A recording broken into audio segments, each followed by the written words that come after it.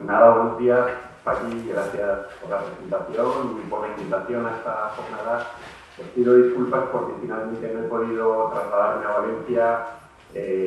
Tengo otro evento esta tarde a las 5 aquí en Alicante y las combinaciones de tren, lamentablemente, como sabéis, entre Alicante y Valencia son horribles, ¿no? Y bueno, tenía clase también a primera hora, o sea que se combinaban varios factores y al final afortunadamente decidieron en la organización que podía conectarme, estar con vosotros este rato, presentándoos algunas ideas sobre lo que podemos considerar importante en cuestiones de planificación del agua en estos momentos, en un contexto de cambio climático y considerando que este mundo globalizado nos mueve a una velocidad cada vez más rápida y con unos intereses económicos que todos sabemos cómo están, ¿no?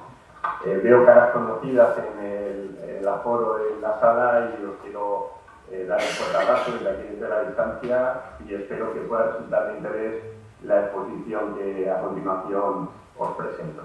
Voy a compartir una pantalla. No sé si lo estáis viendo, ¿se ve bien? Sí, perfecto. Perfecto, pues vamos a hablar de agua, de crisis climática y de globalización. Mirad, un primer recuerdo a lo que podríamos decir los maestros en nuestra disciplina, que viene a ser una descripción del tema del agua aquí en nuestro país, el reparto diferente de recursos de agua que tenemos en la península ibérica, y luego el reparto ya no solo territorial, sino temporal, ¿no? Hay años en los que, bueno, las lluvias se muestran generosas y no hay ningún problema, pero como estamos viendo, llevamos algunos años con una irregularidad de lluvias que está siendo bastante fuerte en algunas regiones españolas y eso, bueno, pues nos pone en el contexto de lo que estáis viendo en esa frase, ¿no? Del profesor Ángel Cabo de la Universidad de Salamanca, que nos dejó ese librito, ¿no? tan interesante sobre los condicionamientos geográficos de nuestro país, ¿no? A lo largo de su historia y de su evolución económica. Y también os he traído para pórtico de esta presentación esta frase, ¿no? De la teoría de la naturaleza de Goethe. Conocemos a Goethe por otras muchas facetas, especialmente escritor del romanticismo alemán, pero bueno, tiene una reflexión sobre la naturaleza muy interesante que se ha recopilado y se ha traducido al castellano en los últimos años.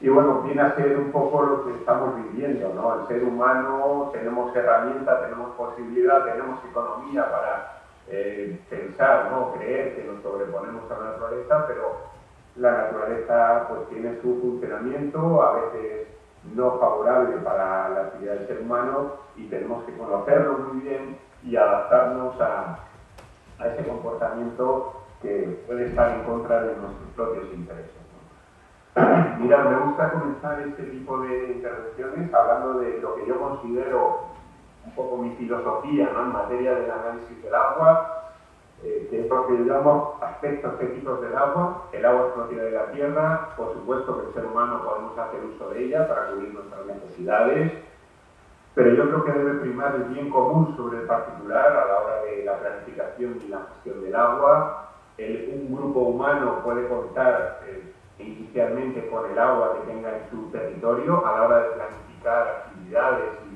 y llevar a cabo intervenciones en los usos del suelo previstos. Y por último, si hay que llevar a cabo actuaciones de solidaridad dentro del agua, ¿no?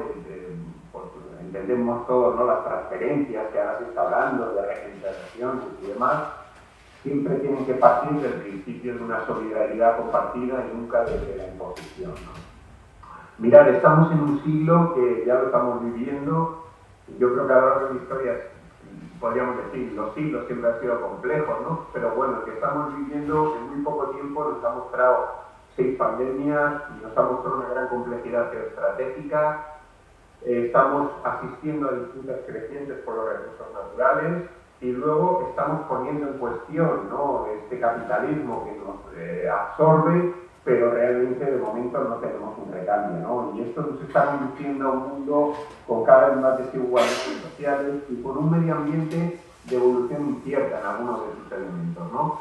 Bueno, a todo esto, mirar en la parte superior, vamos a tener una estructura como una especie de telón de fondo que nos va a acompañar durante todo este siglo, que es el proceso de cambio climático, ¿no? Ya estamos viviendo lo que llamamos las primeras manifestaciones, las primeras evidencias, pero como no estamos sabiendo poner solución a la causa que está generando este proceso de calentamiento, pues lamentablemente va a ir a más y tenemos que empezar a adaptar en la medida de lo posible nuestras actuaciones en la superficie terrestre a estas nuevas condiciones del clima, ¿no?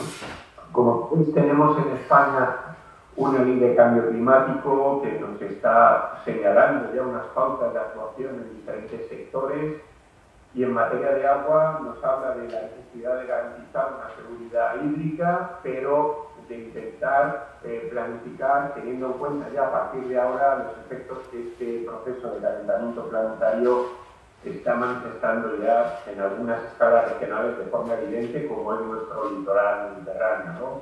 Por aquello de que debemos anticiparnos a los impactos de ese cambio, ¿no? Bueno, en mi opinión, el cambio climático nos obliga a 4 grandes transformaciones o replanteamientos en lo que llamaríamos planificaciones básicas de una sociedad moderna, ¿no? La planificación territorial, por supuesto, la planificación económica, y estáis ahí expertos mucho mejores que yo, que ya estáis trabajando o habéis manifestado inquietud por estos temas. Planificación de emergencias, todo lo que es la gestión de la emergencia tiene que ir adaptándose a las nuevas condiciones que estamos registrando ya en el clima. Y, por supuesto, os lo he destacado ahí, la planificación hidrológica. Tenemos que, me vais a permitir la coloquialidad, ¿no? Cambiar el chip un poco en los planteamientos de nuestra planificación hidrológica tradicional, muy basada en la oferta continuada de recursos. Tenemos que empezar a pensar en la mejor gestión de la demanda, porque los recursos, como estamos viendo, se presentan cada vez más inciertos, al menos por la parte que toca la precipitación, ¿no? Y digamos que es la fuente principal primera para poder tener garantizada esa seguridad hídrica, ¿no? Este concepto de seguridad hídrica también ha tenido en los últimos tiempos una interpretación, podríamos decirlo así, interesada, ¿no? Políticamente interesada, ¿no? De entrada, la seguridad hídrica debe ser un concepto, o plantearlo como un concepto científico-técnico, no es un concepto en ningún caso político, y debe garantizarse esa seguridad, como os pongo ahí, planificando desde la gestión de la demanda, respetando siempre los valores ambientales de los recursos de agua. A ello nos obliga la Directiva Marco ya desde el año 2000, evitando conflictos entre territorios y llevando a cabo una revisión constante de la planificación, de la gestión de los recursos en función de la evolución climática, ¿no? Os pongo ahí también otra interpretación que se ha hecho, ¿no? Del agua como asunto de Estado, se dice, ¿no? Efectivamente es un asunto de Estado, pero hay que entender que frente a los que consideran que el agua es propiedad de todos los españoles, el agua es propiedad del territorio, es un líquido elemento que algunos dicen que tiene posibilidad de desplazamiento. En mi opinión es un líquido que genera ecosistemas genuinos. Hay que satisfacer, por supuesto, las demandas del ser humano, pero esas demandas del ser humano primero tienen que responder a las demandas del medio natural en materia hídrica. Y por último, hay que entender que el agua es un recurso al servicio del medio natural y no exclusivamente un recurso al servicio del desarrollo económico, ¿no? Por hacer la comparación del agua y la costa, que los dos, como sabéis, son bienes de dominio público, quizá el problema principal que presenta el agua es que hemos entendido que el agua se puede mover, se puede desplazar, y eso genera conflictos y territorios frente a la costa, que inicialmente es una unidad geomorfológica que no se puede desplazar, puede generar desajustes, pero no genera normalmente conflictos entre territorios. Mirad, la planificación del agua tiene que partir a partir de este momento, de estas condiciones, ¿no? Estamos en un contexto de calentamiento climático que está teniendo unas primeras evidencias muy claras en la subida de temperaturas. Notamos ya pues, esa pérdida de confort en algunas momentos del año de manera muy acusada, cómo está cambiando el ritmo térmico de las estaciones, pero el otro elemento importante son las lluvias, ¿no? Y en diferentes zonas del planeta la evolución va a ser distinta, no podemos tener un patrón único para todo el planeta Tierra. En nuestra zona mediterránea las precipitaciones tienden a ser cada vez más irregulares y especialmente en la fachada mediterránea menos cuantiosas de lo que hemos podido tener o disfrutar en las últimas décadas. Los efectos o la causa de todo esto y el efecto que estamos viviendo la tenéis ahí resumida. No somos capaces de reducir emisiones, batimos anualmente los récords de presencia de CO2 en la atmósfera terrestre y por tanto el consumo de lo que llamamos combustibles fósiles cada vez lamentablemente es mayor. Por mucho protocolo, por mucho acuerdo que tengamos, las 4 grandes regiones emisoras de nuestro planeta, China, India, Estados Unidos, Rusia y se suma Brasil, pues siguen emitiendo un 70% de las emisiones las tenemos fuera de control, es decir, que pertenecen a estos grandes países emisores que no quieren acogerse a los acuerdos internacionales o poner medidas de reducción de esas emisiones, ¿no? Fijaros que en el conjunto del carbono del planeta que hay circulando, ¿no?, ahora en la atmósfera terrestre, una porción importante, el que depende del ser humano directamente es un 5%, pero tiene un alto poder de modificación de lo que llamamos el balance energético de nuestro planeta, que es la clave del sistema climático terrestre, y ha podido contribuir ya desde el inicio de lo que llamamos, ¿no?, la época industrial, ¿no? Se suele marcar el año 1850 como el inicio de todo este proceso actual, ha contribuido ya con 0,8 grados de subida en lo que sería la evolución normal, natural, ¿no?, dentro de una fase climática cálida de nuestro planeta, después de la pequeña edad del hielo que vivimos en parte de la Edad Media y la Edad Moderna. Bueno, pues el momento actual sería un momento de fase cálida de nuestro planeta, pero que está siendo incentivado, está siendo incrementado por esa modificación del balance energético del planeta a la que está obligando, ¿no?, las emisiones de gases de efecto invernadero, ¿no? Bueno, y ahí tenéis los resultados. Un planeta que ya en las últimas 2 décadas no deja de experimentar un aumento de temperaturas. Recientemente han salido estos gráficos que intentan descontar la parte natural de la subida de temperaturas, como veis, parte natural que sería el efecto del sol, del vulcanismo y del fenómeno del Niño, el fenómeno ENSO en el Pacífico, apenas supone como mucho 0, algo, ¿no?, 0, punto, ¿no? No llega ni a la décima de grado de subida y sin embargo, bueno, pues la subida registrada ya desde 1850 se está estimando el grado y medio en muchas semanas, incluso meses de los últimos años. Era el objetivo que había fijado el Acuerdo de París, como sabéis, para final de siglo, y todos los modelos climáticos están apuntando que a mediados de la próxima década habremos alcanzado ya ese grado y medio, ¿no? Los 2 grados están señalando que al ritmo que llevamos de acumulación de CO2 en la atmósfera terrestre los alcanzaríamos a mediados de siglo, ¿no?, en la década de los años 50.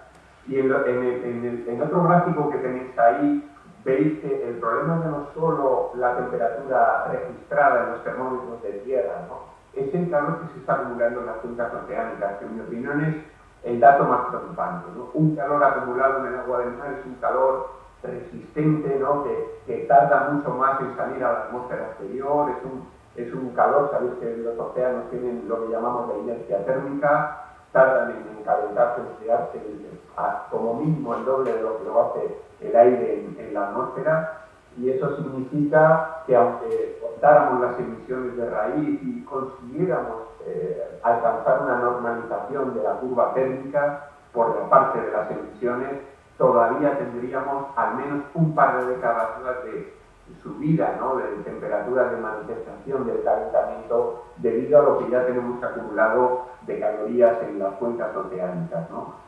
Y esto en la península ibérica tiene un efecto directo, se están alterando las zonas de circulación atmosférica, ¿no? Tenemos cada vez más días anticiclónicos, más días secos, por así decirlo, en los que no se favorece la precipitación. y eso es debido a la dilatación de lo que llamamos la célula de Halley, ¿no? Aquí tenemos esa representación más gráfica en las informaciones del tiempo que nos dan en los telediarios, ¿no? El anticiclón de las Azores, bueno, pues el anticiclón de las Azores en nuestra zona ya está comprobado que está presente un mayor número de días al año de lo que lo estaba hace 2 o 3 décadas, ¿no? Y ahí tenéis el efecto. Estamos pasando una secuencia seca, que empezó siendo una secuencia del Cantábrico, acordaros que hace 2 veranos pues, teníamos restricciones, ¿no?, en puntos de Galicia, del País Vasco, continuó siendo una sequía ibérica, cuencas del Duero, del Ebro, del Tajo, Guadiana, y ahora está siendo más bien una sequía más bien mediterránea, aunque es verdad que la zona del Guadalquivir sigue estando afectada por una precipitación inferior a lo normal y llevan ya varios años en estas condiciones, pero el grave problema que se está viviendo es en Cataluña, ¿no? Y bueno, de Cataluña está ya descendiendo por el litoral mediterráneo, la cuenca del Segura ya está en condiciones de situación de emergencia que habrá que declarar en las próximas semanas, y la cuenca del Júcar afortunadamente está resistiendo algo más, si os acordáis, gracias a esa acumulación de lluvias tan abundantes que registramos en la primavera del año 2022. Hemos vivido de las rentas de esas lluvias tan abundantes hasta finales del año pasado, pero ahora ya se están experimentando los efectos de precipitaciones por debajo de lo normal. Acabamos de salir de uno de los otoños más secos de los últimos 50 años y el invierno, de momento, si no cambia la cosa y no parece que vaya a cambiar en las próximas semanas, pues va a terminar siendo también uno de los más secos de la última serie, ¿no?, de observación. Estamos en un escenario de riesgo. Como sabéis, Ulrich Beck definió las sociedades de riesgo en los años 80, después del desastre de Chernóbil. La sociedad mediterránea ha sido históricamente sociedad de riesgo.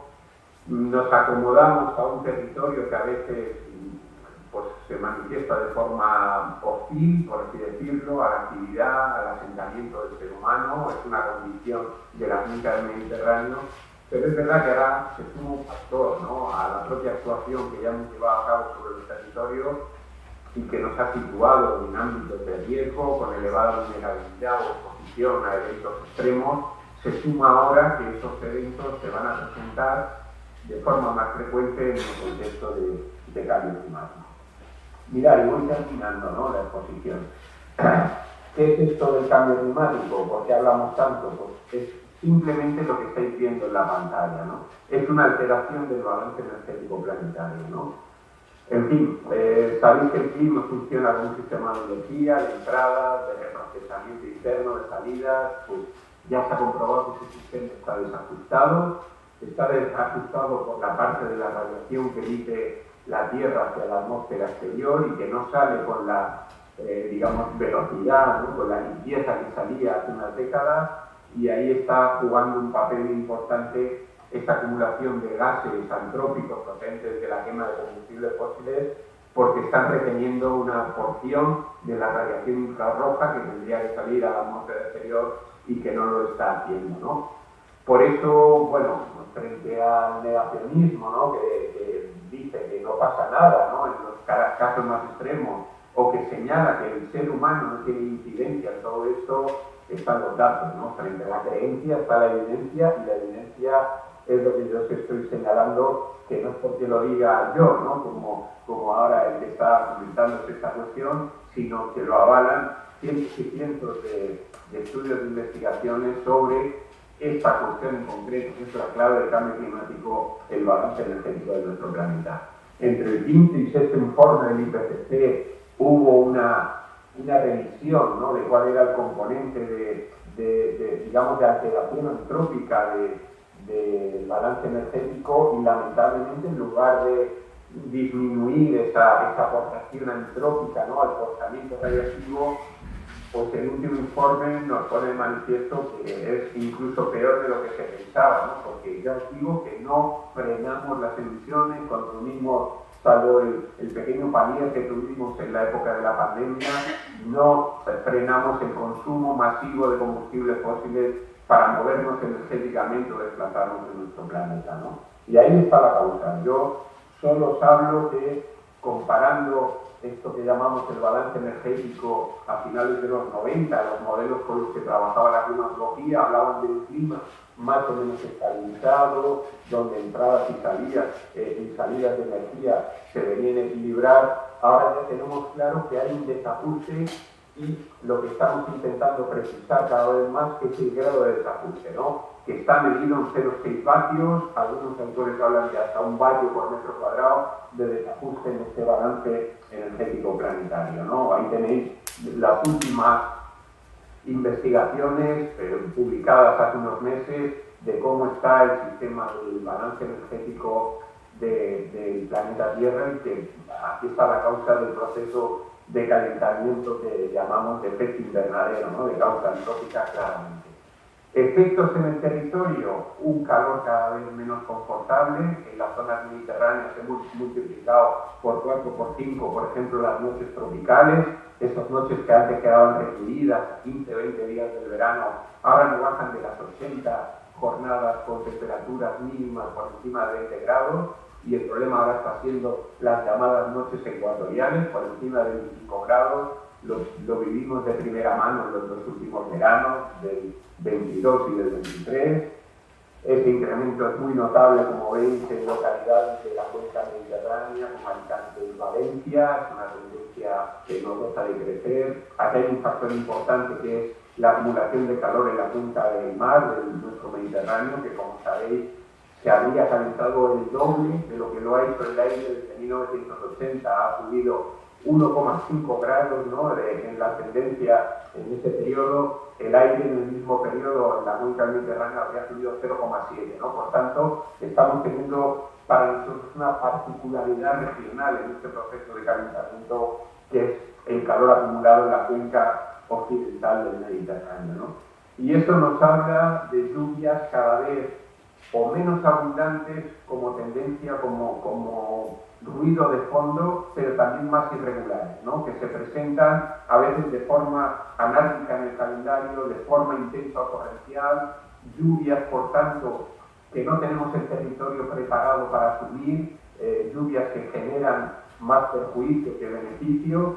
Y este es el contexto con el que tenemos que planificar tanto la regularidad del agua como el extremo, ¿no? Ahí tenéis cómo van a aumentar las lluvias torrenciales, ¿no? De máximos en 24 horas en la Comunidad Valenciana. El litoral mediterráneo, como digo, juega la liga principal de este efecto. Y por contra, el aumento de días secos, que como veis es el litoral mediterráneo y muchas zonas ya ingresando hacia la cordillera ibérica, y ahí nacen 2 de los grandes ríos que alimentan buena parte de la economía valenciana, como es el Júcar y el Tajo. A través del Tajo Segura se está registrando ya un importante descenso en las precipitaciones de cabecera, ¿no? Y el otro efecto es el de los temporales, los eventos extremos. Ahí tenéis, bueno, pues lo que ha pasado en los últimos años. Estamos en un clima que cada vez está manifestando más efectos extremos, y yo creo que estas zonas habrá que reconsiderar su ocupación en los próximos años, porque no puede ser que las concesiones se puedan permitir mantener, como dice la Ley de Costas del 2013, hasta 75 años, es decir, hasta finales del siglo XXI, en las condiciones que estamos viviendo. Para terminar, yo os hablaría que estamos ante un escenario de mayor riesgo. Por el lado de las inundaciones, ahí tenéis lo que ha pasado. Hemos ocupado a veces cauces o zonas de servidumbre o policía, de la ley de aguas. Hemos invadido con tramas urbanas desembocaduras. Por el lado de las sequías, hemos transformado más territorio a regadío de los recursos que teníamos disponibles en nuestros territorios, especialmente el Mediterráneo es muy sensible a ello. O hemos invadido con modelos urbanos que consumen mucha agua, como es el modelo extensivo. Recordad lo que pasó en el litoral mediterráneo durante el boom inmobiliario de principios de los 2000, y el modelo a seguir era siempre el de la urbanización de baja densidad, de bungalows, de chalés, con su zona verde, con piscinas de uso particular. Todo eso duplica o triplica el gasto diario de agua potable que tenemos en el territorio. Bueno, por tanto, ahí tenemos el escenario al que nos vamos a enfrentar, ¿no? Lamentablemente no conseguimos frenar la causa del calentamiento, esto está alterando la circulación atmosférica, en nuestra zona cada vez estamos teniendo más días de falta de precipitación o de potencial precipitación, se están reduciendo esos días al año y el efecto es el que vamos a tener que gestionar pues, sequías más frecuentes y más intensas, ¿no? Termino comentando dos ideas de la sequía, ¿no? No podemos hablar de una única sequía en España. Ahí tenéis el panorama de las diferentes modalidades de sequía que se pueden presentar. En estos momentos estamos ante una gran sequía en Cataluña porque tiene su propia causa genética y también está afectando a la parte mediterránea andaluza de una manera significativa, ¿no? Y las fases de la sequía, y tenéis, la sequía empieza siempre siendo una cuestión atmosférica, pluviométrica, podríamos decir. Empezamos a notar que los recursos van siendo menores, empezamos la fase hidrológica, alcanza los secanos, pero termina alcanzando, como estamos viendo, a los regadíos, y cuando llega a la ciudad entramos en lo que llamamos la fase de agobio, ¿no? Cuando no se ha hecho nada para planificar con anticipación, ¿no? el resultado o la gestión necesaria en momentos de sequía, dependemos de mirar al cielo, va a ver si llueve, y por tanto estamos en un hay constante porque no encontramos soluciones en el corto plazo. Siempre hemos dicho, y es así, que la sequía hay que solucionarla en los años de abundancia de lluvia. Lo que podemos hacer ahora simplemente es parchear y tener como efecto pérdidas económicas importantes en el territorio y malestar ciudadano porque se da cuenta que la política no ha sabido responderle con la rapidez que necesitaba para solucionar un problema. Termino con esta diapositiva. Yo creo que la planificación del agua en nuestro país tiene que empezar a abandonar los modelos tradicionales basados en la continuada oferta. Antes decíamos, me hace falta agua, quiero transformar, quiero construir. Bueno, pues no te preocupes, que papá Estado, por así decirlo, te llevará el agua donde tú lo necesites, ¿no? Una política continuada de oferta, que se ha basado mucho en nuestro país en construcción de embalses, por supuesto, pero las transferencias entre regiones más o menos beneficiadas de agua y también en el planteamiento de la construcción de desaladoras para que el agua no faltara, ¿no? Política, por tanto, continuada de oferta que ya no tiene sentido en el contexto actual de cambio climático con precipitaciones cada vez más irregulares, ¿no? Hay que empezar a apostar por políticas de gestión de la demanda, por un tratamiento muy exhaustivo de los llamados recursos no convencionales. En España consumimos 4.000 hectómetros cúbicos de agua al año en las ciudades, únicamente estamos reutilizando 400, apenas un 10% de toda el agua que se consume y se depura en las depuradoras de los núcleos urbanos. Aquí hay un gran colchón de agua que podríamos estar utilizando haciendo las mejoras correspondientes en la depuradora y en los sistemas de distribución de agua para el campo. Pensemos que la ciudad se va a convertir en un poco productor de agua en el contexto de cambio climático, porque sabéis que es el primer uso a que tiene que atender la planificación del agua, pero esas aguas usadas, digamos, de primer uso en la ciudad, convenientemente tratadas, depuradas con la calidad suficiente, se convierten en un recurso para volverlas a utilizar en lo que llamamos la economía circular del agua. A esto habrá que sumar los recursos procedentes de la precipitación, que por irregularidad pues necesitaremos adaptar nuestros mecanismos de captación en los entornos urbanos o rurales y construir depósitos de captación para poder utilizar esas aguas, y puntualmente en aquellos territorios donde haya que garantizar eso que nos dice la ley de cambio climático, la seguridad hídrica, pero este tipo de recursos no lleguen, superficiales o no convencionales, no lleguen a abastecer, puntualmente va a ser necesaria la desalación, ¿no? No es la solución, como diríamos, más idónea por el componente energético que lleva, el rechazo de la salmuera y el vertido de la misma, pero es verdad, lo estamos viendo en estos momentos en Cataluña, en Barcelona, que podrían quedarse sin agua precisamente porque no redimensionaron la desaladora que tienen en Prat de Llobregat de una manera importante como para poder garantizar en estos momentos de sequía el abastecimiento de una gran ciudad como puede ser Barcelona. Yo termino aquí, mi llamamiento sería a una racionalidad en las políticas de planificación del agua. Todo lo que podamos aprender o desarrollar aquí hay que trasladarlo luego a esos países menos avanzados, que no tienen tecnología, no tienen recursos económicos, a veces no tienen ni aparato administrativo y legislativo para ponerlo en marcha, pero ese es el mundo que debemos fomentar en los próximos años y décadas, ¿no? Que no empiecen un desarrollo como lo empezamos nosotros en el siglo XIX, ¿no? quemando carbón o quemando gasolina, ¿no? Vamos a intentar ir transfiriendo tecnologías limpias que primero tendremos que desarrollar aquí. Tenemos potencial, conocimiento, ingeniería para poderlo hacer, para poderlo luego transferir, porque lamentablemente yo no me gusta ser alarmista en extremista en estos temas, pero considero que en el corto y medio plazo el proceso de calentamiento no presenta una buena perspectiva. Vamos a seguir en este proceso porque la causa principal no la conseguimos erradicar y eso va a ir teniendo efectos cada vez más directos en otros frentes, en otros usos de la naturaleza, del medio y en concreto, que a nosotros nos preocupa, el recurso agua, que va a ir incidiendo en las diferentes manifestaciones económicas del agua, ¿no? Bueno, gracias por vuestra atención y quedo a vuestra disposición para lo que queráis. Gracias.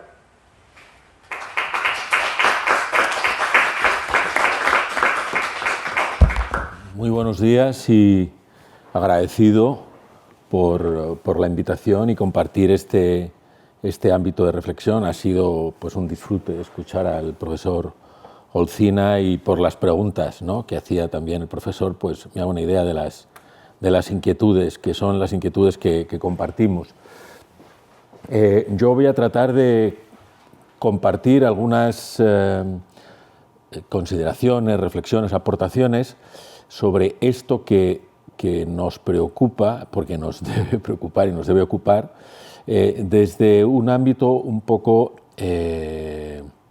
pues interdisciplinario, ¿no?, de formación académica original. Pues soy jurista, he trabajado en el ámbito y sigo trabajando en el ámbito de las instituciones como profesional letrado parlamentario en un principio, pero luego me he visto durante casi más tiempo fuera de lo que es mi trabajo de letrado parlamentario, pues, interactuando con ingenieros de distintos tipos, con arquitectos, con sociólogos, con economistas, con biólogos, entre otras disciplinas, ¿no? Y voy a compartirles algunas reflexiones en este sentido, ¿no? El título puse Gobernanza de la sostenibilidad de la implantación a la agenda. Como índice, dar una idea de lo que voy a hablar, una primera visión general donde planteo dos aproximaciones que creo que pueden ser interesantes a las cuestiones de gobernanza, muchas de ellas apuntadas en la intervención previa del profesor Olcina. Antes de desarrollar las dos principales aproximaciones, sí que quiero hacer una referencia a la cuestión de tráfico en las ciudades. No he puesto movilidad, sino tráfico de las ciudades por una intención un poco vintage que luego verán. Posiblemente la movilidad, que es un sistema complejo donde también se plantean los retos de políticas de capacidad-oferta o políticas de demanda, donde todo depende de la decisión de muchos actores, pero a su vez de políticas públicas respecto a hardware, a regulaciones y también a generación de una cultura. Y creo que, bueno, mi idea es hacer unas consideraciones previas antes de hablar propiamente de la agenda en el contexto del proceso político. Luego volveré a hacer una mención a un caso concreto que es Bogotá, cómo vamos. Y luego el punto quinto, lo que llamo sistema y mundo de la vida Habermas, que es la segunda aproximación. Para acabar haciendo una referencia al paisaje, que me parece que es lo más importante y que conecta mucho con lo que se ha planteado previamente. Y luego, si nos da tiempo, una pequeña anécdota, una pincelada respecto a Jane Goodall, porque hace poco me pidieron que escribiera un artículo para una revista biográfico sobre Jane Goodall y bueno, pues aprecié consideraciones que tienen que ver con lo que vamos a hablar. En cuanto a visión general, las dos aproximaciones que vengo proponiendo para abordar los grandes retos y los problemas y la desesperación que a veces genera el no avance en relación a la gobernanza es cuestionar el exceso de foco en la agenda, precisamente cuestionar este exceso de foco. En algún momento he hablado de agenditis en alguna tribuna, en detrimento del foco en la implementación y en la evaluación. La segunda aproximación, precisamente, es el exceso de foco en los objetivos sistémicos en detrimento del foco en lo que Habermas llama mundo de la vida. Es una diferenciación, una explicación para explicar conflictos y problemas del ámbito de la acción social, de la acción pública en el siglo XX, consecuencia de nuestro tiempo de modernidad, de industrialización. Habermas, como última generación de la Escuela de Frankfurt, de la teoría crítica, analiza algunas consecuencias de la modernidad en nuestra sociedad y hace aportaciones en ese sentido y, por tanto, participa de la crítica a la racionalidad instrumental.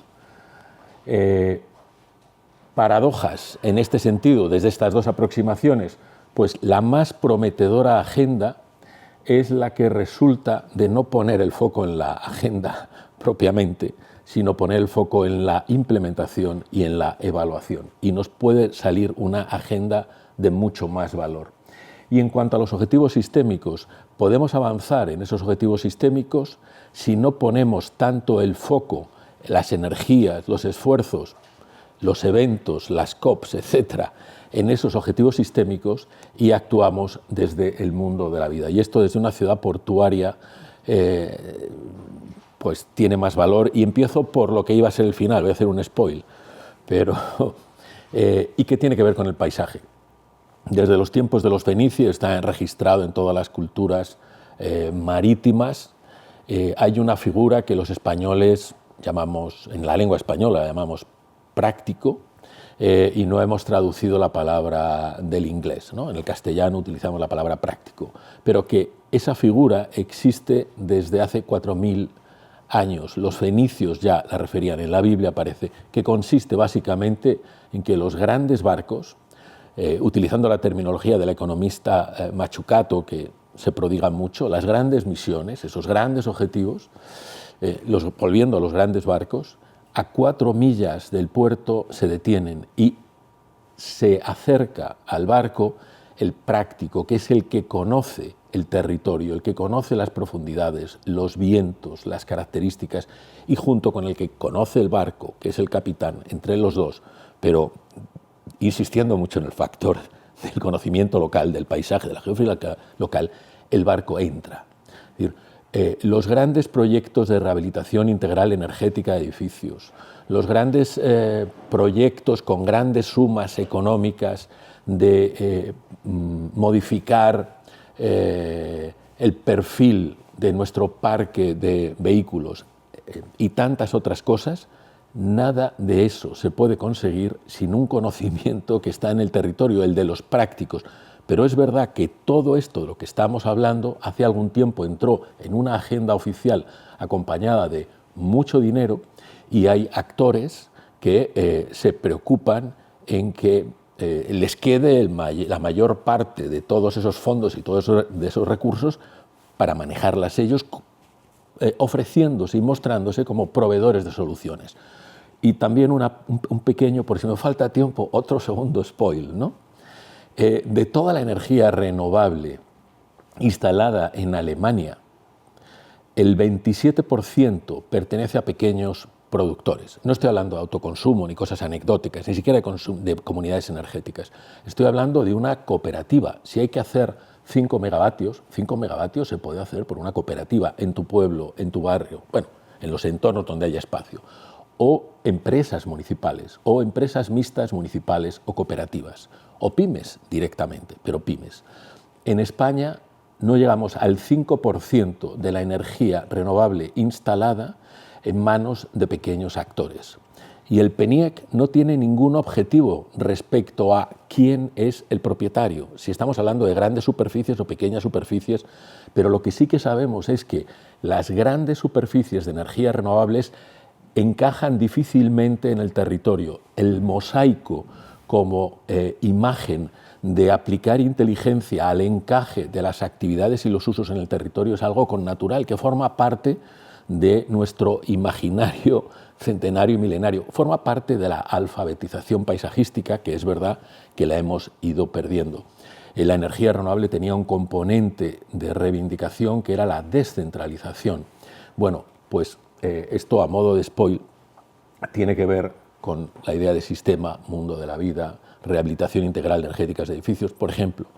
También, otro pequeño spoil, lo más interesante que se ha hecho en el entorno de Madrid se ha hecho en el barrio de Usera a través de una mujer que se llama Manuela, que es una convencida de ello y que en su bloque, porque estamos hablando de los bloques de viviendas exentos, de lo que se construyó antes del 2001, antes del Código Técnico de Edificación, por tanto son ciertas barriadas de cierto perfil a las que se les plantea hacer una rehabilitación donde se aporta un dinero, pero el que vive también tiene que aportar un dinero. Y hay desconfianza y hay escepticismo y requiere una iniciativa colectiva y una confianza. Ese es uno de los factores por el que no ha terminado de arrancar, entre otros. Bueno, pues esta mujer, liderando en su bloque, ha generado que otros bloques a imitación e inspirados y con esa confianza actúen en ese sentido, cosa que no ha conseguido toda una cadena de valor de grandes actores financieros, de construcción y de gobiernos oficiales. Bueno, son las paradojas.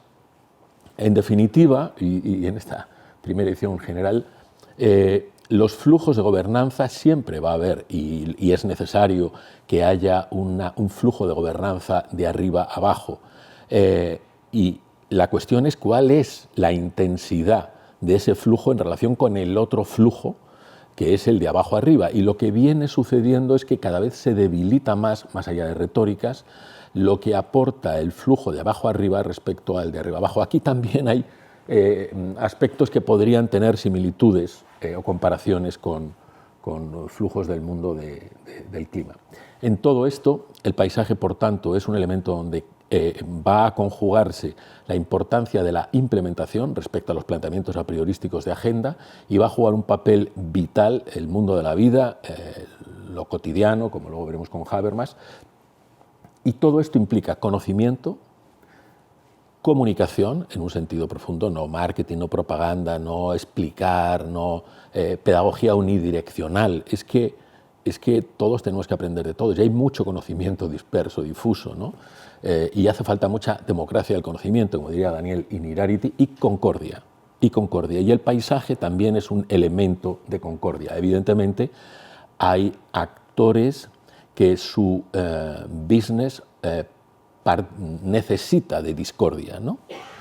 Los factores de entropía en todo el esfuerzo en el que estamos es enorme y la discordia innecesaria y morbosa, porque desacuerdos, conflictos, los hay, los habrá siempre, son necesarios y de ellos se avanza, pero la discordia programada e intencionada y rentable es de una entropía enorme. Bueno, en el caso del tráfico en las ciudades, la movilidad, ¿no? Que es el término que utilizamos para referirnos a un paradigma que no era el que se manejaba en los años 60. Lo que pasa es que utilizamos un término que se corresponde con un nuevo paradigma para simplemente cambiar los rótulos de ciertas normativas o ciertos departamentos, pero no cambiar el paradigma y seguir con el paradigma anterior de la capacidad. Hay un trabajo seminal, un trabajo inicial que sigue teniendo vigencia. El gobierno británico, años 60, con una sociedad que ya tenía problemas en sus ciudades porque tenían una posición económica, que se motorizaron pues, antes que el continente, desde luego, y tenían problemas de todo tipo. Con lo cual el gobierno lo que hace es buscar a sabios de la universidad, de la academia, y les encarga que estudien esto para que planteen una solución a los problemas del tráfico en las ciudades. Ese equipo lo lidera Colin Buchanan, un ingeniero pionero de tráfico, luego después de esto acabó siendo Sir Colin Buchanan, y presentan el informe que tiene tal incidencia que luego se hace una versión al año siguiente en Penguin Books para el público en general, que se traduce al castellano por Tecnos en el año 74 y se puede leer. Y ellos dicen, bueno, este es un primer trabajo, son unas primeras ideas, vendrán otros, es decir, es una primera idea. Pues en en esa primera aproximación hay algunas de las ideas que no se han superado. Entre ellas están las áreas ambientales, que es lo que ahora llamamos supermanzanas. Las áreas ambientales están en el libro de Colin Buchanan, que es racionalizar el tráfico de paso a colectores y liberar áreas de ese tráfico de paso. Pero hay algo que es lo que quería señalar y por eso empiezo con esto. Y ellos dicen en la introducción a los políticos que le piden que los científicos le aporten la solución. Dicen, miren, primera idea, evitemos utilizar la palabra solución. Esto no es un problema que tenga una solución. Claro, hay empresas que venden soluciones y hay políticos que se presentan a las elecciones diciendo tengo la solución, ¿no?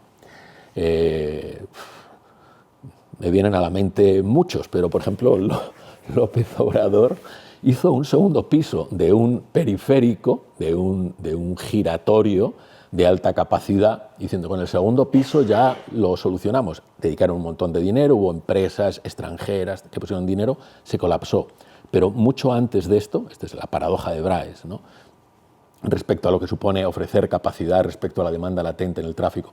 Pero quizá el ejemplo más interesante es el alcalde de LaGuardia, que puso nombre al aeropuerto, que en el año 36-37, nosotros estábamos como estábamos, ¿no?, inauguran las grandes conexiones de autopista de Long Island con Manhattan. Las inauguran diciendo esto es la solución para los próximos 30 años. Se estaba construyendo todas las Levitt House, toda esa nueva, las Levitt Cities.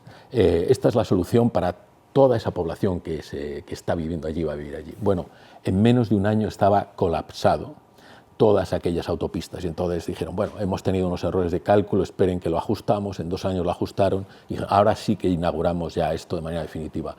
Colapsado, al poco tiempo. Porque evidentemente esto no va de políticas de oferta, sino que las políticas de demanda son claves y esas políticas de demanda no son sencillas y requieren elementos de infraestructura y otros muchos elementos requieren mucha inteligencia y sería muy interesante centrarnos en ello, pero nada más quería dar unas pinceladas respecto a movilidad porque pueden ser interesantes para la visión genérica. Ellos dicen, por tanto, evitemos utilizar la palabra solución. Esto va de esto no es un problema que espera una solución, esto es una situación social a la que hay que enfrentarse con políticas pacientemente aplicadas durante cierto periodo que deberán revisarse de vez en cuando a la luz de la marcha de los conocimientos. Hay que dar tiempo a la implementación de las políticas. Estamos hablando de políticas públicas, public policies. Claro, los ingleses tienen 2 palabras que nosotros utilizamos una palabra para lo mismo. Decimos política y podemos estar refiriéndonos a politics, que es Juego de Tronos, que es el poder, donde hay unos spin doctor que ganan mucho dinero y que son muy protagonistas en los medios, que su misión es aplicar, como diría la Escuela de Frankfurt, la racionalidad instrumental al servicio de unos objetivos, que es el ganar el poder político, y otra cosa son las public policies, que requieren un juego de muchos actores y que necesitan basarse en el conocimiento, no precisamente en la persuasión engañosa, sino en el conocimiento, y de eso es lo que estamos hablando, de public policies.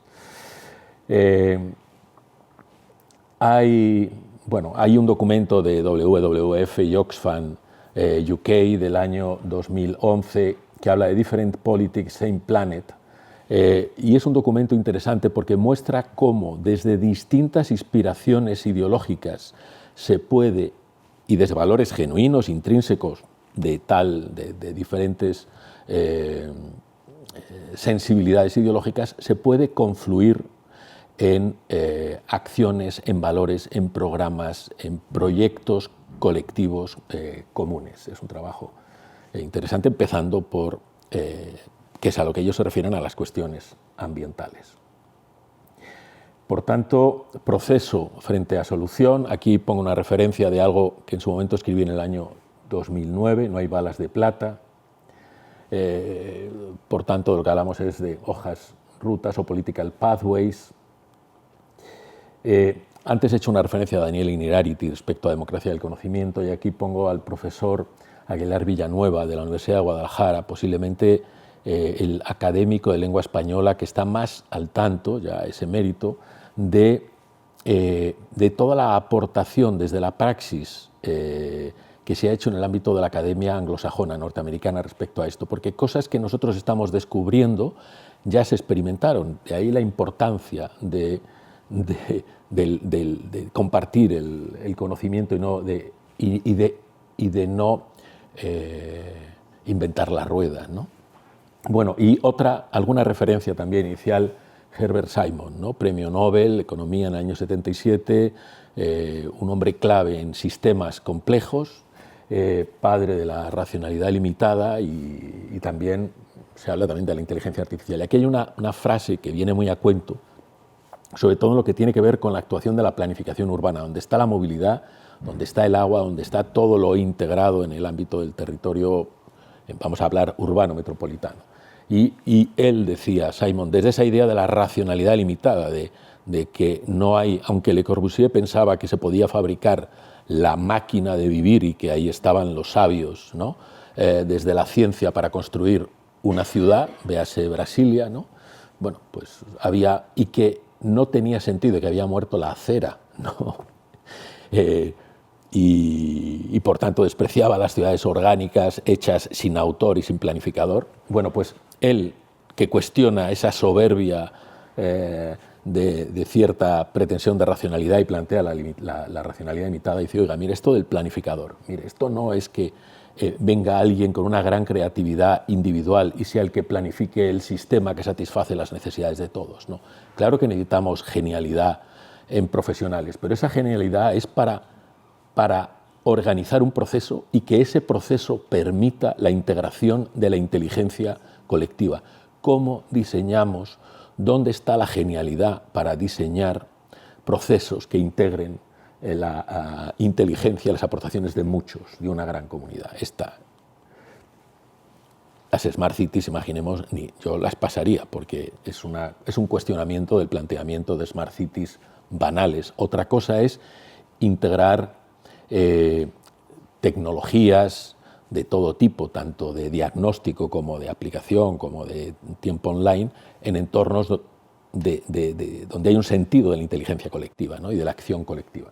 Participé de un proyecto en Unoya que precisamente era cómo el desarrollo en computación y el desarrollo en los avances en los modelos junto con los Big Data podían servir en contextos de gobernanza abierta, honesta, no que el policy maker con el technician, con el modeler, se juntan los dos, llegan a lo que ellos consideran evidencia científica y luego se presentan al conjunto de la sociedad y decir, miren, esta es la evidencia científica, que así se hicieron las ciudades en los años 50 y 60 a la medida del vehículo, ¿no?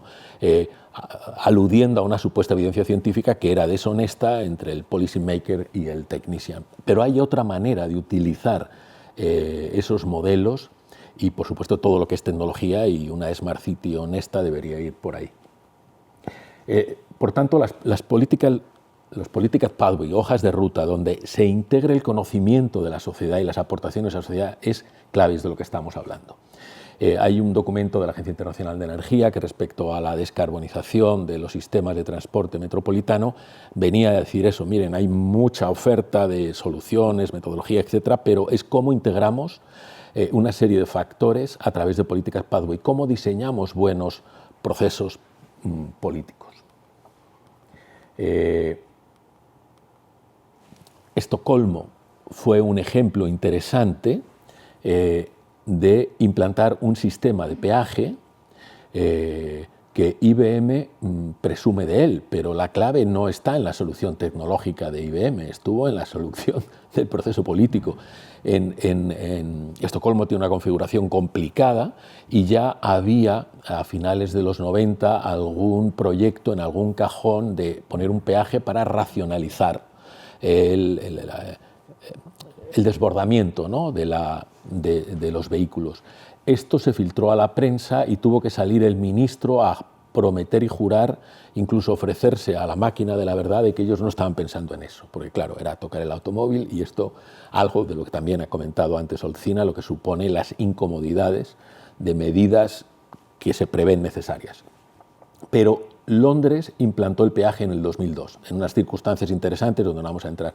Con lo cual, al poco tiempo en Estocolmo dijeron, oye, lo han hecho los de Londres, vamos a pensar si aquello que negamos que lo habíamos hecho, si lo podemos plantear. No lo hizo el Ministerio, no lo hizo el Gobierno Nacional, quien empezó a pensarlo fue el Ayuntamiento en cercanía.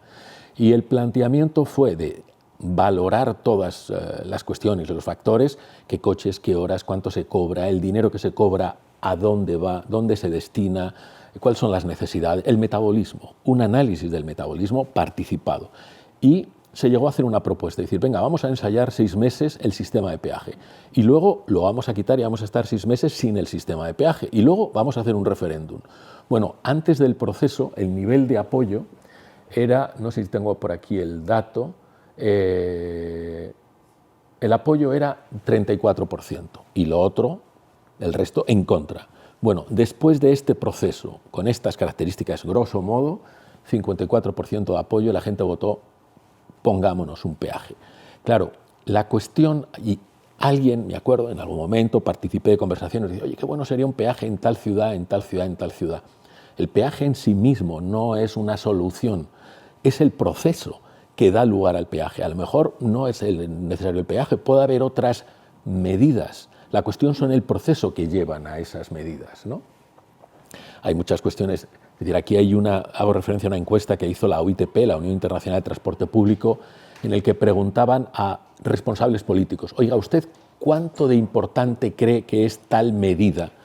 Y decía, pues yo, de 1 a 10. Y dice, pues yo creo que es de 1 a 10 esta medida en relación a transporte público y movilidad. Bien. ¿Y cuál es la valoración que cree que su electorado y su sociedad le da? Y dice, pues un 4. Vale. Y dice, bueno, yo pienso que es un 8, pero si pienso que mi electorado es un 4, desisto a hacerlo porque me van a suspender. Sé lo que hay que hacer, pero no sé cómo hacer lo que hay que hacer y seguir gobernando, ¿no?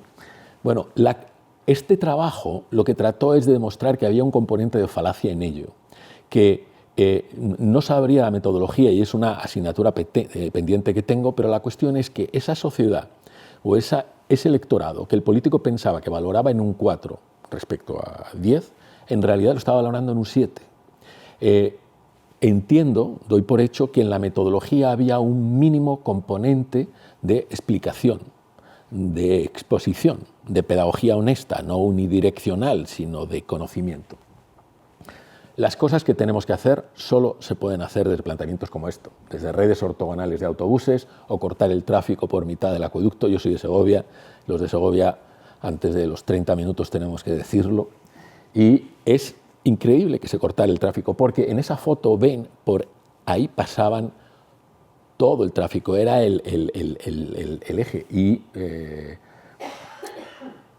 queda para otro día el explicar. Viene a cuento también el acueducto, porque voy a volver a hablar del acueducto de agua y de paisaje.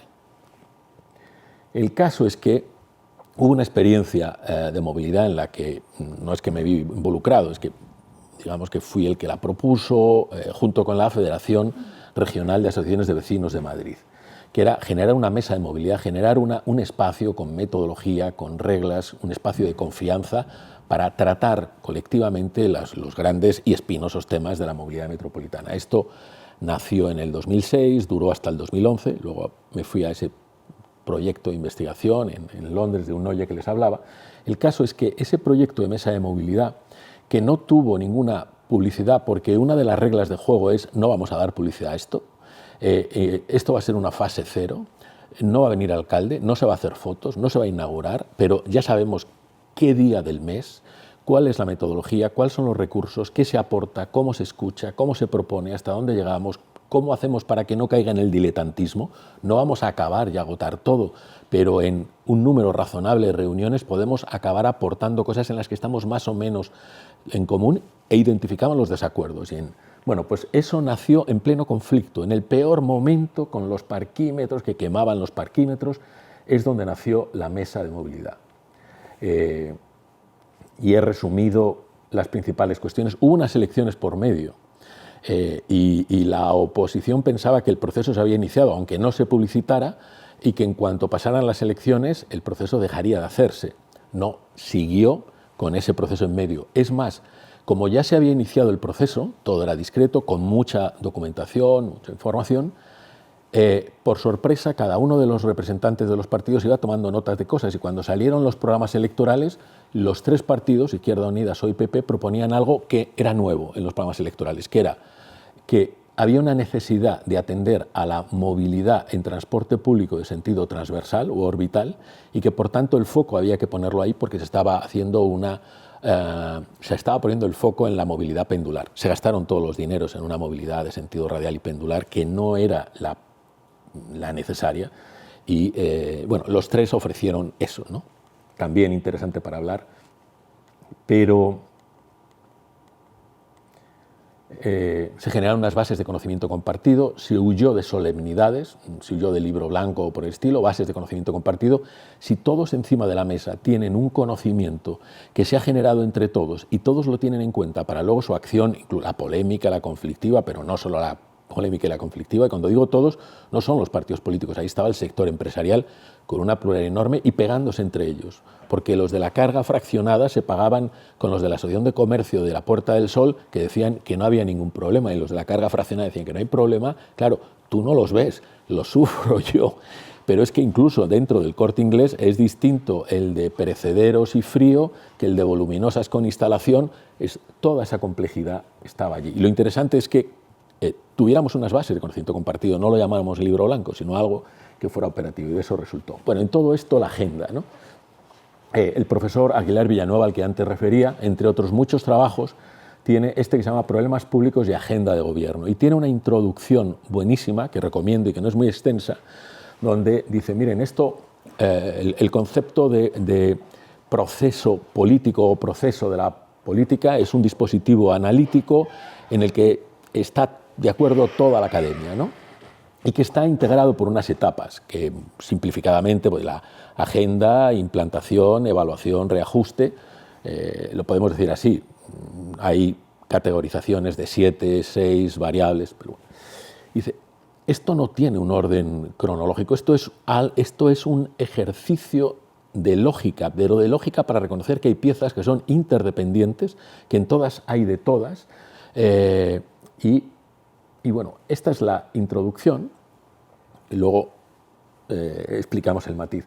Aquí hay unas cuantas referencias de autores, ¿no? Desde el año 71, Laswell, modelo de proceso de decisión, Peter de León, Gary Brewer, que son sus continuadores, Wilfreki, entre otros, Andersen del 84, quizás es uno de los más conocidos. Hemos visto esquemas y procesos, esquemas de estos procesos varios. La cuestión es que, y esto lo dice de León en el 88, esta visión de la política como proceso ha ocasionado que las etapas han recibido en ciertos momentos un exagerado énfasis y se han vuelto palabras mágicas. Nosotros ahora estamos bajo el énfasis en la agenda y utilizar el término agenda como si fuera una palabra mágica. Y esto pues ya se ha vivido y se ha experimentado. Son conceptos racionalizados, muy de la post-Segunda Guerra Mundial. Bueno, Kennedy y Johnson, las grandes políticas de reforma social, de lucha contra la pobreza de Estados Unidos. El grado de movilización es equivalente al que ahora manejamos respecto a cuestiones globales como las que estamos hablando. Se pusieron recursos, esfuerzo, voluntad. Eso se correspondió con un interés enorme en la academia con lo que llaman el policy initiation o agenda. Cómo los temas van a la agenda, quién influye, cómo se colocan, cómo se definen, etc. El caso es que pasó un cierto tiempo y se vio que los resultados eran muy pobres para el esfuerzo que se estaba haciendo. Y eso, entre otras cosas, dice, porque había prisa como lo señalo aquí, en diseñar programas de acción, porque era una historia vergonzosa la de la injusticia y la discriminación racial de Estados Unidos, y tenían una emergencia social. Bueno, se pusieron a actuar, hicieron cálculos optimistas y no les salieron los cálculos optimistas, como nos está pasando a nosotros en los temas de emisiones. ¿Y por qué? Pues ese descubrimiento doloroso y aleccionador, porque al evaluar se incumplieron incumplimientos, dispendios, improvisaciones, ineficiencias. Entonces, esto generó un enorme interés en las policy evaluation. Hay que desarrollar, en España cada vez se habla más, no tenemos evaluación de políticas públicas. Sin evaluación de políticas públicas no vamos a ningún lado. Y hay un montón de foros y focos, y hago otro spoil de una cosa que tengo por delante. lo que puede hacer la sociedad civil en materia de evaluación de políticas públicas. En Bogotá, en Colombia, hay mucho que aprender de los países que tienen pocos recursos en muchas cosas, y todos tenemos que aprender de todos.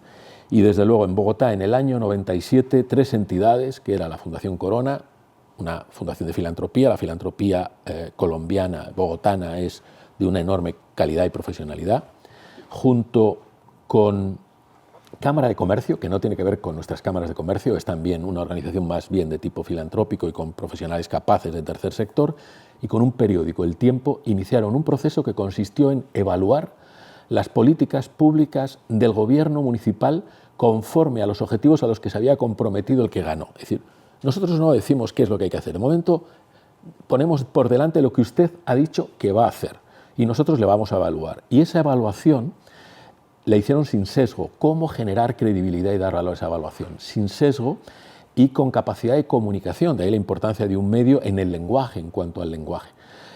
La evaluación está basada, y está basada porque estos procesos siguen, en indicadores objetivos, pero también en evaluación cualitativa, en encuestas para saber la opinión y la percepción de la población.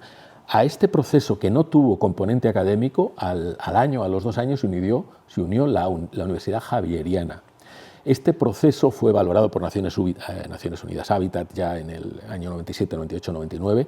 Ha generado procesos similares en otras ciudades de Colombia, en ciudades de Brasil, Nosa, Sao Paulo, Nosa, Río, en México, estoy pensando en Jalisco, como vamos. Son procesos interesantísimos desde sociedad civil generando evaluación de políticas públicas que al final influyen en el rediseño. Bueno, el caso es que se dio mucha importancia a la Policy Evaluation, pero cuando se evaluaron, de verdad se aplicaron esas herramientas, se vio que había cosas que a lo mejor estaban en una inconsistencia de las teorías y de los presupuestos de la agenda, o sea, que la agenda estaba mal definida, en algunos casos. Pero en otros casos el fracaso no estaba en que la agenda estuviera mal definida, estaba bien definida, pero se estaba implementando mal. La puesta en práctica de la agenda es en sí mismo un ámbito de una relevancia absoluta. Y aquí hay maneras en las que has ideado que vas a implementar, pero luego está también cómo lo implementas de facto en la realidad. Hay muchos de los conflictos y problemas a los que nos enfrentamos, que el problema está en la implementación. La rehabilitación integral energética de edificios, el problema está en la implementación, que implica muchas cosas, porque hay dinero, hay recursos y hay un consenso. En zona de bajas emisiones, la clave está en la implementación, una implementación inteligente. Esto no va de que apruebas una ley, dices que el 1 de enero del 2022 o del 2023 tienen que estar en las ciudades de menos de 50.000 habitantes una zona de bajas emisiones. Por supuesto, quien enseguida se pone las pilas y se pone muy contento son las empresas que venden soluciones, las empresas de ingeniería de tráfico, las empresas de departamentos de tecnología. Telefónica creó enseguida un departamento para ofrecer zonas de bajas emisiones, pero estamos hablando de otra cuestión. El caso es que la implementación es la clave, y esto lo relaciono con algo que es conocido desde hace mucho tiempo, aunque hay ciertas verdades que se olvidan. Yo traigo aquí a un sabio jurista del derecho público alemán de principios de siglo, que tiene una monografía que no sabría decirla en alemán, de 1903, y que ya sobre la Constitución, pero es aplicable al sistema legal, venía diciendo que pero desde luego la Constitución y en general los ordenamientos jurídicos pertenecen al mundo de las normas jurídicas, a la realidad de las normas jurídicas, pero también pertenecen al mundo de las reglas culturales, pertenecen al mundo cultural, de manera que porque escribas una Constitución no vas a tener, o una ley, no vas a tener los efectos deseados. Esto aplicado al sistema constitucional norteamericano. Un autor alemán, Lowenstein, muy interesante, en los años 60-70, que emigró y fue a Estados Unidos, decía, miren, el éxito del sistema constitucional norteamericano, el de la Constitución de 1787, no es, hasta hoy, ahora se lo están cargando, y no es una cuestión del texto, son las normas culturales que se corresponden con un ordenamiento jurídico. Es decir, el éxito del sistema constitucional americano no es gracias al texto, sino a pesar del texto. constitucional. Las repúblicas hermanas iberoamericanas copiaron el texto. Pero hay un elemento clave en todo esto, que es el elemento de autocontención. Si hablamos de los actores políticos, actores constitucionales, autocontención, donde hacer un paralelismo con los desafíos de sostenibilidad es enorme. Es decir, los sistemas constitucionales y los sistemas territoriales de recursos naturales no lo aguantan todo, hay límites, y en la inteligencia humana de siempre está la idea de autocontención, ¿no? Pues se ha perdido la idea de autocontención y Estados Unidos está cargando su sistema constitucional, aunque el texto sigue siendo el mismo. El caso es que el factor de normas culturales es clave. Las normas, leyes, constituciones que hagamos tienen que reflejar con fidelidad la norma cultural. Esto en África es importante, porque también hay una mención más adelante a África, y también hago el spoil porque no sé si voy a llegar a ello y el PowerPoint es muy largo. Conflictos en el Sahel. Hay una serie de estudios a los que accedí hace poco, están publicados, la referencia ahora de memoria no la sé, el estudio de Instituto de Estudios Estratégicos en inglés, donde analizan cómo está perfectamente identificado el binomio conflicto, seguridad, medio ambiente, cambio climático. El cambio climático está llamado a generar más conflictos y más tensiones. Hay una serie de programas inspirados en ello, apoyados de organismos multilaterales, con financiación internacional y con una receptividad de los gobiernos nacionales enormes, que hay que tener cuidado siempre con la receptividad de los gobiernos nacionales en países africanos, cuando de lo que se trata es de recibir ayuda económica, ¿no? A lo mejor no hay tanta sinceridad en lo bien que les parece el programa, ¿no? Y el sentido del programa. El caso es que esos programas se han basado en tres grandes objetivos. Unos es hacer frente a la desertificación con plantaciones vegetales que las limiten. Otro es el tratar de generar más superficie agrícola para alimentación, y el tercero es preservar ecosistemas, hábitats con especies paraguas. Bueno, esto que se hace sobre la premisa de evitar el conflicto, en algunos casos ha acabado generando más conflicto, porque se han implantado en territorios a los que se les ha ninguneado. La zona de los Fulani, la zona que alguien de fuera, y el de fuera puede ser el de la capital del país, alguien que no es local puede ver ahí un paisaje desértico donde no hay nada, pero eso donde alguno no ve nada porque está bajo el síndrome del mapa en blanco, ahí hay una zona que no es un desierto, es una zona semiárida, y ahí hay pastoreo, y ahí hay pastores nómadas que pastorean cabras, pero no las ven, porque no entienden ese paisaje, porque no entienden el territorio, y actúan sobre ese paisaje para sembrar, para poner a alguien que viene de fuera.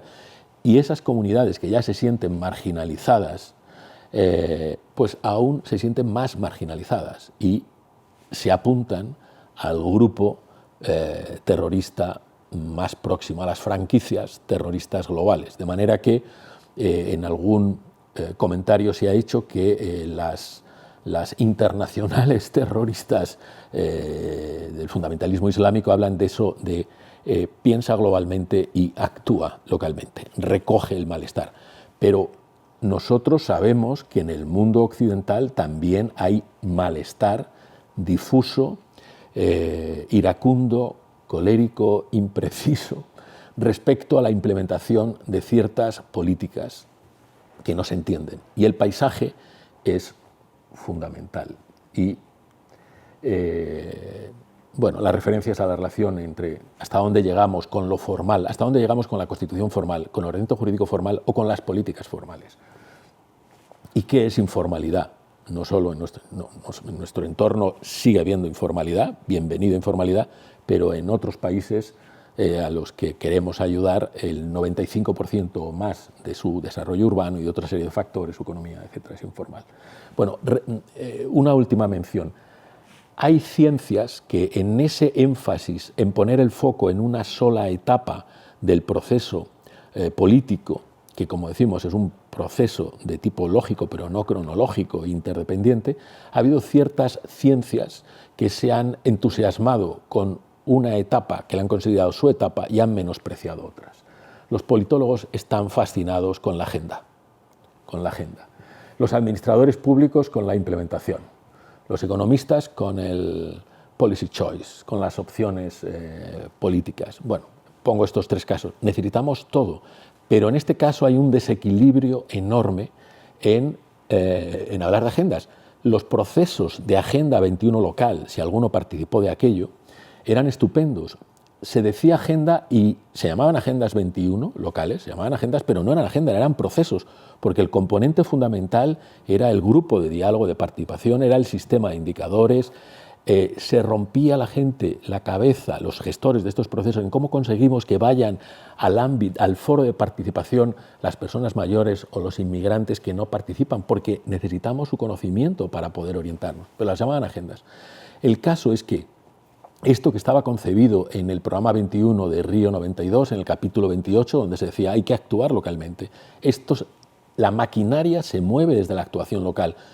¿Cómo ayudamos? ¿Cómo favorecemos eso? De ahí la importancia de los procesos de Agenda 21 local, pero todo lo que suena a herramientas de management, de gestión que se subvencionan, parece que pasado un cierto tiempo ya aburren, han pasado de moda y hay que crear otra serie de herramientas, etiquetas para generar pues la renovación. Es obsolescencia programada. Bueno, pues los llamaban agendas, pero eran procesos. Y ahora estamos hablando de agenda, y en algún momento, pasado un tiempo, se empezará a hablar de evaluación e implementación, cuando eso ya sabemos lo que es desde la experiencia norteamericana, entre otras. Bogotá, como vamos, ya se lo he contado, es evaluación. Ahí está Antana Mockus, ahí están las entidades que lo organizaron en primer, ¿no? Decía Antana Mockus, un personaje interesantísimo, ¿no? Que se presentó a la presidencia por el Partido Verde, que fue alcalde, matemático y bueno, muchas cosas para... Él decía, es la inversión más inteligente del sector privado, porque además este sistema de evaluación de políticas públicas municipales, que ojalá lo tuviéramos en España, lo financiaba el entorno privado. Bueno, y ya se han generado más, como vamos. Hay una experiencia muy interesante, pero no voy a hablar de ella, de Londres. Los Juegos Olímpicos de Londres, por circunstancias, los viví muy cerca, se vendió la sostenibilidad, soy un crítico total de lo que aquello se fue, creo que hay un componente de estafa muy grande y sin embargo fueron capaces de hacer algo muy bueno, de lo que no hablan porque es algo humilde, que no costó dinero y que, en fin, no me resisto a contarlo. Ellos tenían más o menos un presupuesto de 5.000 millones de libras para mejorar el transporte público y ser capaz de recibir 3 millones de viajes de causa olímpica que se iban a añadir al sistema de transporte público de Londres, que estaba en las horas punta al límite.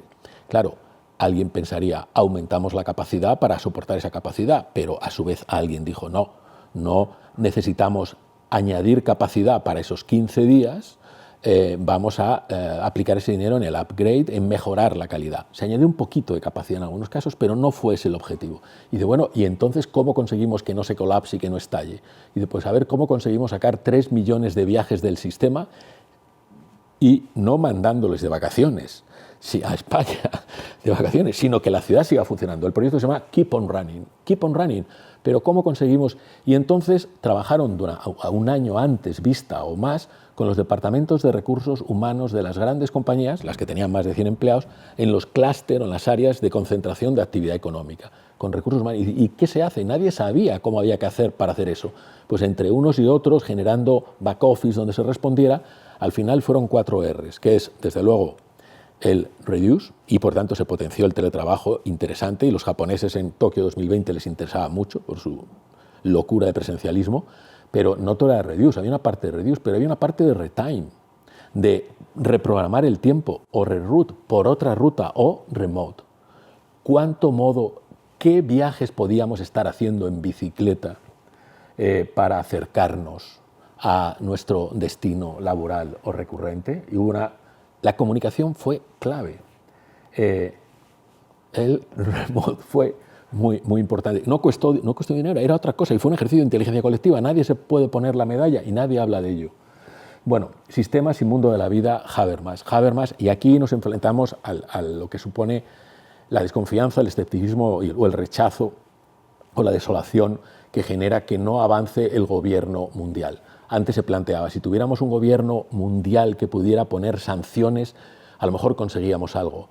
Teníamos un gobierno del Estado y un gobierno de la comunidad autónoma y de la Confederación Hidrográfica en Doñana y no se cumplió la ley. No se cumplió la ley. Los agricultores, nuestros campesinos, están saliendo a la calle y les dicen, hay una ley de la cadena de valor, de la cadena alimentaria. No se cumple. Hace un año salieron los transportistas autónomos y decían, es que los cargadores, grandes compañías, abusan de nosotros. No, pero tenemos una ley que garantiza. No se cumple la ley. Y se da la casualidad, la paradoja, a mí me parece que es muy importante, que es verdad que en esa sensación de malestar enseguida se apunta a la burocracia, y es verdad que hay un puente de burocracia, de tecnocracia, alejamiento, pero parte de la medida, son muchas medidas, y las más importantes son las de sentir reconocimiento, culturales, esos son aspectos esenciales, pero en lo que se refiere a mecánica administrativa, hay un componente de mecánica administrativa que es clave, que es inspectores profesionales, con metodología, con protocolos de actuación para hacer que las leyes se cumplan. Agentes del SEPRONA, agentes de la Confederación Hidrográfica del Tajo, agentes forestales respetados, con procedimientos, con jefes que les apoyan, tenían que haber impedido las barbaridades de hectáreas que han, de manera ilegal, han plantado cultivos y están acabando con el ecosistema de Doñana. Don Quijote le dice a Sancho Panza, cuando a Sancho Panza le hacen gobernador de la ínsula Barataria, dice, amigo Sancho, pragmáticas, pocas y que se cumplan. Entonces, si en los países, si en los ayuntamientos tenemos pragmáticas que se cumplen, pues empecemos por ahí, no un gobierno nacional con una policía, en fin. Todo esto en torno a Habermas. Habermas plantea algo, lo plantea en su teoría de acción comunicativa, que desarrolla en los 70, en los 80, y él identifica un conflicto, y es muy propio del esquema de reflexión de la Escuela de Frankfurt, de la teoría crítica, un conflicto entre los objetivos sistémicos, los imperativos sistémicos y el mundo de la vida, entendiendo por objetivos sistémicos, por sistema, esas formas de lo que él llama coordinar la acción social, ¿no? Formas organizativas de coordinar la acción social es el funcionamiento del Estado y es el funcionamiento del mercado. Las grandes compañías o el Estado en sí mismo actúan conforme a objetivos jerarquizados, definidos, con unas maquinarias que actúan de manera implacable en la consecución de esos objetivos sistémicos, con cálculo de beneficios, y funcionan ya a veces de una manera un tanto ciega, que esa es la crítica que se hace a la racionalidad instrumental. Claro, la eficiencia en unos objetivos te puede llevar pues, a perder otras muchas cosas. La McDonaldización es un producto resultante de esa lógica de la racionalidad instrumental. Sí, hay mucha eficiencia, ¿quién quiere comer ahí? Bueno, pues desgraciadamente mucha gente, pero pensemos lo que es un menú del día, una tasca, una taberna en nuestro mundo de la Mediterránea, del Mediterráneo, el mundo latino, del otro lado del Atlántico, del mundo árabe, etc. El caso es que el sistema lo define así, y el mundo de la vida es los ámbitos de la acción no jerarquizadas, no orientados a fines concretos, la vida cotidiana, dispersos, difusos, donde hay componentes de comunicación a los que da muy de pena, donde hay una comunicación no problematizada, de ahí que tengamos que tener cuidado con la utilización del lenguaje que nos aleja y de utilizar en el lenguaje popular tecnicismos que nos alejan, porque la comunicación es imprescindible para ponernos de acuerdo y para identificar también los desacuerdos y para actuar desde los desacuerdos. Bueno, pues lo que plantea Habermas es que en nuestro mundo industrializado moderno cada vez más los imperativos sistémicos van colonizando el mundo de la vida. Y él lo señala sobre todo, o está pensando, creo, sobre todo en la macroeconomía, ¿no? Las grandes recetas de macroeconomía, de la deuda, del déficit, con unos costes terribles en las clases medias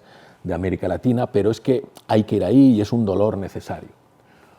Ojo con estar haciendo lo mismo ahora que los grandes objetivos sistémicos de la descarbonización han sido incorporados o asumidos por actores que funcionan con criterios sistémicos. Las energías renovables, evidentemente, y penetración, pero ¿por qué el 5%? ¿Por qué no como Alemania? ¿Por qué no mucho más que Alemania. ¿Por qué no está eso en la política? ¿Por qué eso no se facilita? Por poner un ejemplo, rehabilitación integral energética de edificios. Es que tienen que protagonizarlo y acapararlo y capturarlo las grandes compañías de la construcción o de la financiación o el equivalente. No, es que no hay capacidades endógenas para abordar hasta una cierta escala. No es para agotar, pero es a lo mejor el 20, el 25, el 30 de lo que son las cadenas de valor. Y a lo que voy es que esas grandes misiones de las que nos habla Mariana Mazzucato, esos grandes objetivos que tenemos oficializados, como no haya una actuación y una implicación de, vamos a llamar, el mundo de la vida, no se va a avanzar. Y no solo no se va a avanzar, sino que se va a problematizar y se va a generar un malestar que lo aprovecha quien lo aprovecha. Sistemas complejos, yo creo que estoy mal de tiempo, ¿no? Vamos a ir terminando. He ido, chalecos amarillos, vehículo eléctrico también podrían plantearse. ¿Dónde penetra el vehículo eléctrico? ¿Dónde ponemos el dinero público? Evidentemente el dinero público para ayudar a la penetración del vehículo eléctrico debería estar en los autónomos que tienen furgonetas con un uso intensivo en la ciudad, que llegan a casa a una hora en la que no pueden permitirse tener conocimiento de qué hacer o no hacer y que les cae una regulación encima por hacer algo, digamos, como muy sencillo, o una visión un poco simplificada, ¿no? Jean Pisani-Ferry, del Centro de Pensamiento Bruegel, lo ha dicho varias veces. La política de cambio climático es política macroeconómica, pero él lo dice sin ánimo crítico. Y yo lo asocio a la crítica de Habermas a ojo con los imperativos sistémicos. Los hay, los tiene que haber sistema. La cuestión es ese flujo hasta dónde puede ser opresivo, hasta puede condicionar. Es necesario reforzar mucho más el flujo, su némesis, ¿no? Los apuntes africanos, antes los he comentado, por si no llegaba, no quería dejar de decirlos, y el profesor José Esquinas nos recordaba cómo, según la FAO, el 80% de los alimentos que llegan a la boca del consumidor, no los PDA, no donde hay pérdida de desperdicio, el 80%, dice, procede de la agricultura familiar y del pequeño agricultor. Y sin embargo, esos proyectos en el Sahel que encima provocan conflictos con comunidades locales, por supuesto que no son proyectos para que sean agricultores familiares los que desarrollen con sus cultivos, no, vienen de fuera, ¿no? Los cultivos de los pobres, ¿no? Infrautilizados y marginalizados. Pues por ahí es por donde creo, lo comparto con ustedes, tiene que ir en mucha más medida de lo que es ahora las cosas si queremos avanzar. Aquí hay, no, pero no tengo la referencia. El ISS, en noviembre de 2020, es uno de los estudios de la relación entre conflicto y cambio climático al que antes hablaba, y luego hay un trabajo de la Fundación Adenauer del año 21. Y en todo esto el paisaje, y sí que ya implica repensar el territorio, el acueducto de Segovia, de mi ciudad, patrimonio visible e invisible. Patrimonio visible e invisible porque, claro, se ve el acueducto, ¿no? Ese es el fenosistema, lo que se ve, pero hay un criptosistema, que es lo que no se ve. ¿De dónde viene ese agua? Y viene de 15 kilómetros arriba de las montañas, del Valle de la Cebeda, del río Frío de la Cebeda, y los geólogos, un grupo de geólogos segovianos, han estudiado cómo entienden ellos los romanos a la hora de plantearse el acueducto, la captación, porque lo importante es la captación, tenían tres opciones y se inclinaron por una en función de las características de las rocas y granitos o gneisses, de una serie de circunstancias que determinaban un flujo de agua en una secuencia con una capacidad de retención cuando llegaba el verano que garantizaba agua para la ciudad. Y no era lo obvio. Lo obvio era el Valle del Eresma.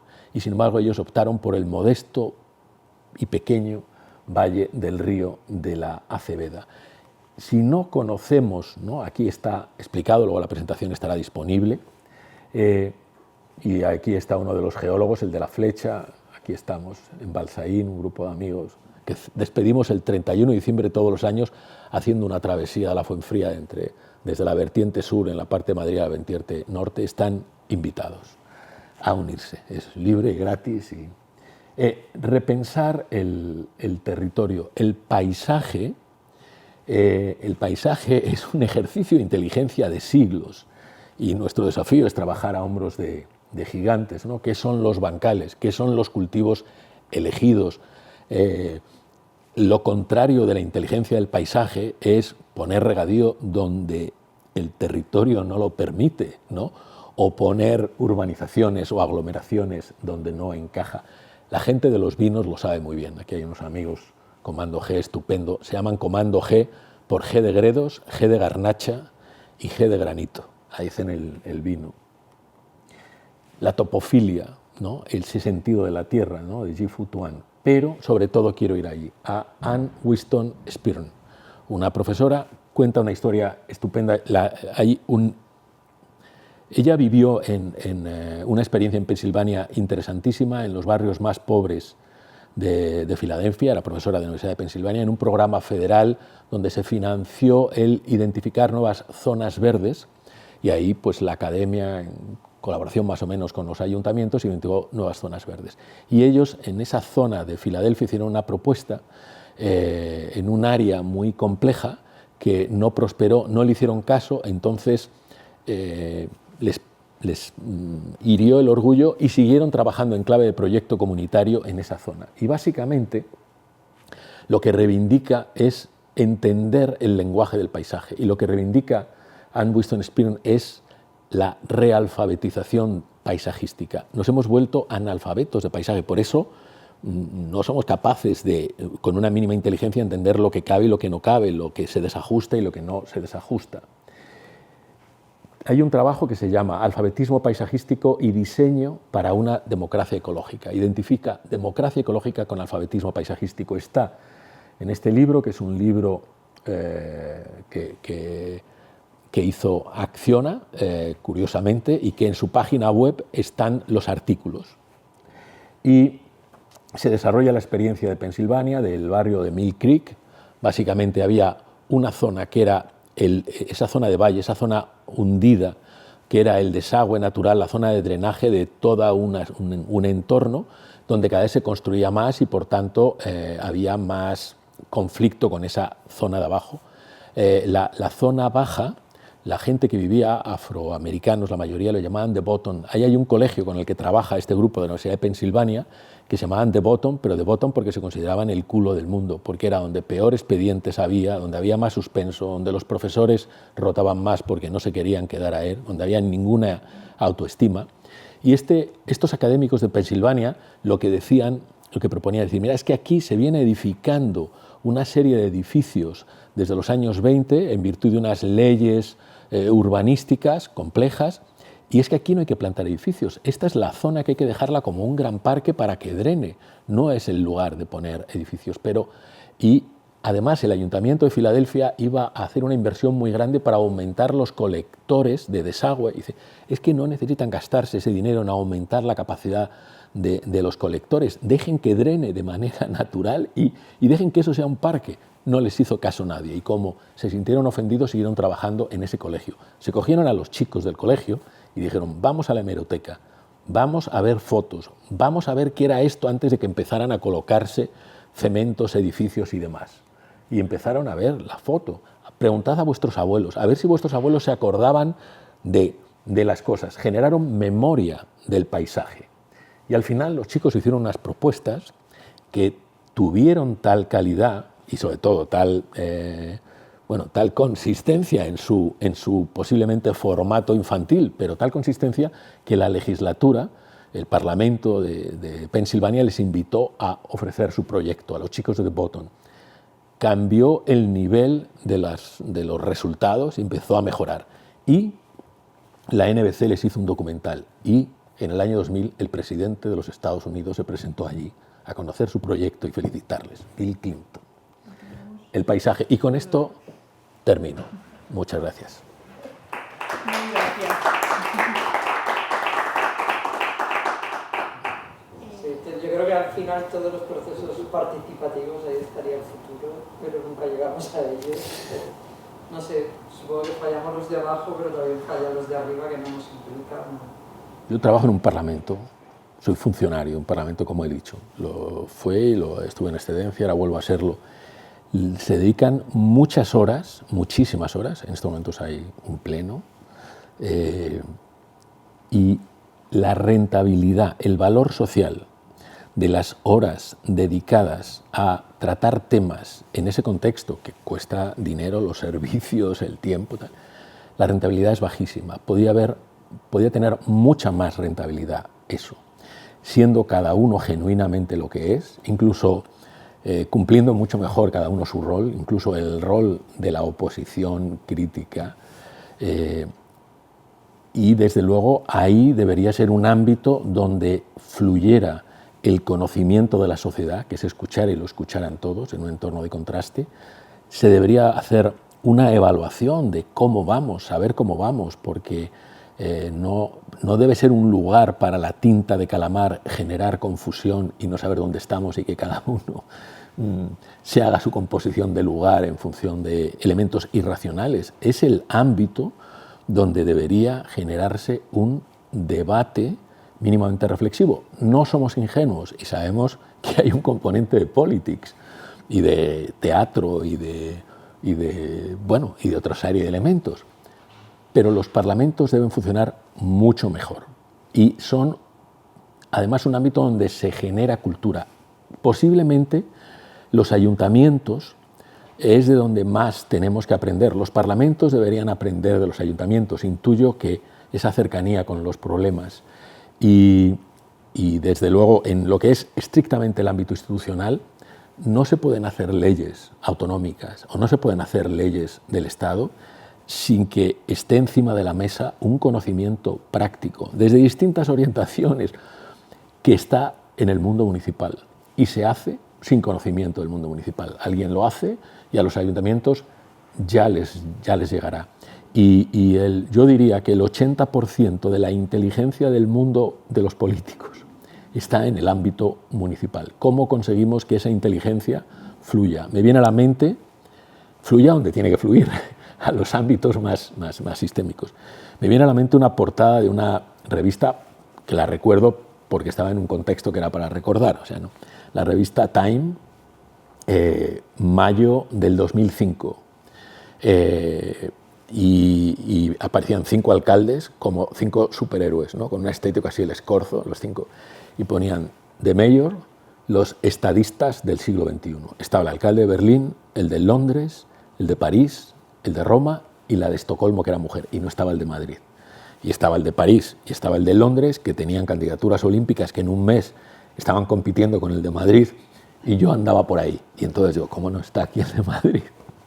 El caso es que ese reportaje lo que venía a decir es que los desafíos a los que nos enfrentamos, que tienen que ver con lo que hemos hablado, está en el ámbito de las ciudades. Y por supuesto hace falta políticas nacionales y políticas regionales y todo lo que se quiera, pero ser alcalde es muy difícil, tiene mucho mérito y ahí es donde está la mayor grandeza. ¿Cómo conseguimos que esa grandeza o que ese valor, ese capital social de los alcaldes pueda fluir en el ámbito nacional o en los ámbitos de decisión, y no para darles un puesto para que se queden tranquilos y no hagan nada? No, si lo que necesitamos es que aporten toda la experiencia.